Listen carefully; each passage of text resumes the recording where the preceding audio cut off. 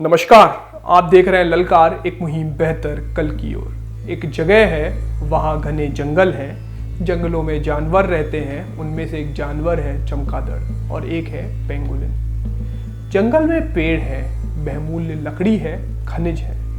पूंजीपति वर्ग को मुनाफे के लिए जंगल का, जमीन का और प्राकृतिक संपदा का अंधाधुंध दोहन करना है। और यह इस वर्ग की साजिश नहीं है, बल्कि इसका गुण है। तो अब दोहन के लिए जंगलों को काट दिया जाता है। लंबे समय तक ये दोहन चलता है।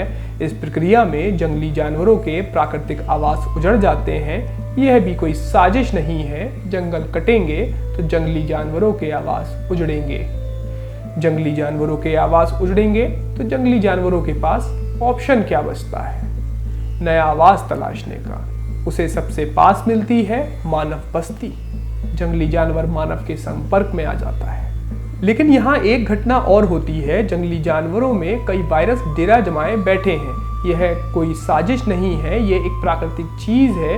यहाँ एक चीज ध्यान देने योग्य है, ज्यादातर वायरस किसी खास प्रजाति के होस्ट को अपना डेरा बनाते हैं। एक प्रजाति के वायरस दूसरी प्रजाति को संक्रमित नहीं करते, क्योंकि इनकी संरचना ही ऐसी होती है। लेकिन प्रकृति में कुछ खास घटनाएं हमेशा घटित होती रहती है। एक घटना है म्यूटेशन। आपने इसके बारे में कम से कम सुना तो रखा ही होगा, क्योंकि ये काफी दिनों से मीडिया में काफी प्रचलित हो रखा है। मैं ये मानकर चलूंगा कि आप इसे सच मानते हैं और आप इसके बारे में जानते भी हैं, और यह भी कि यह घटना कोई साजिश नहीं है। खैर, वायरस म्यूटेशन के द्वारा अपनी संरचना बदल लेते हैं और नई संरचना वाला यह वायरस एक प्रजाति से दूसरी प्रजाति को संक्रमित करने लग जाता है। विज्ञान में इस घटना को स्पीशीज जंप यानी प्रजातीय छलांग कहते हैं। कुछ वायरस ऐसे भी हैं जिनको स्पीशीज जंप करने के लिए म्यूटेशन करने की जरूरत नहीं होती है, जैसे रेबीज का वायरस, जो कुत्ते, सियार, भेड़िए, चमगादड़ या किसी अन्य गर्म खून वाले स्तनधारी से मानव में आ सकता है और बीमारी फैला सकता है। लेकिन यहाँ एक ज्यादातर वायरसों की बात कर रहे हैं। तो यहाँ क्या हुआ? चमगादड़ में रहने वाले एक वायरस ने एक नहीं बल्कि 2 बार अपनी संरचना बदली। पहले इसने पेंगुलिन में जंप किया, फिर मनुष्य में। मनुष्यों में यह तेजी से फैलने लगा और उनको बीमार करने लगा। कुछ लोग तो बहुत सीरियसली बीमार करने लगा।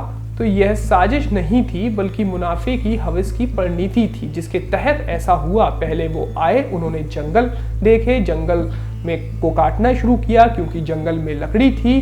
अब जंगल कटेंगे तो जानवरों के आवास उजड़ेंगे, फिर वो मानव के संपर्क में आते हैं। खैर, अब जबकि ये आफत मनुष्यों पर टूट पड़ी तो मुनाफाखोरों ने इसमें भी अवसर ढूंढ लिया। यहाँ भी साजिश नहीं है। मुनाफाखोर पूंजीपति वर्ग आपदा में अवसर ढूंढता ही है। यह उसका स्वाभाविक गुण है। फासिस्ट आपदा में अपने एजेंडे लागू करते हैं, भले ही आपदा भूकंप हो या सुनामी या फिर कोई अन्य महामारी।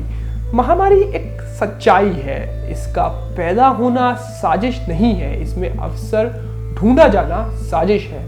महामारी कम कैसे हो, नई महामारियों का जन्म लेना कैसे रुके, महामारियों से पैदा हुई आपदा को मुनाफा कमाने के अवसर में बदलने से रोकने के लिए क्या क्या किया जाए, महामारी को कंट्रोल कैसे किया जाए, महामारी की स्थिति में जनता को स्वास्थ्य सेवाएं कैसे मिले, इन सवालों के जवाब महामारी को एक या 2 व्यक्तियों की साजिश बताना नहीं है, बल्कि इस पूरी मुनाफाखोर व्यवस्था की सच्चाई को जनता के सामने उजागर कराना है। फिलहाल के लिए इतना ही।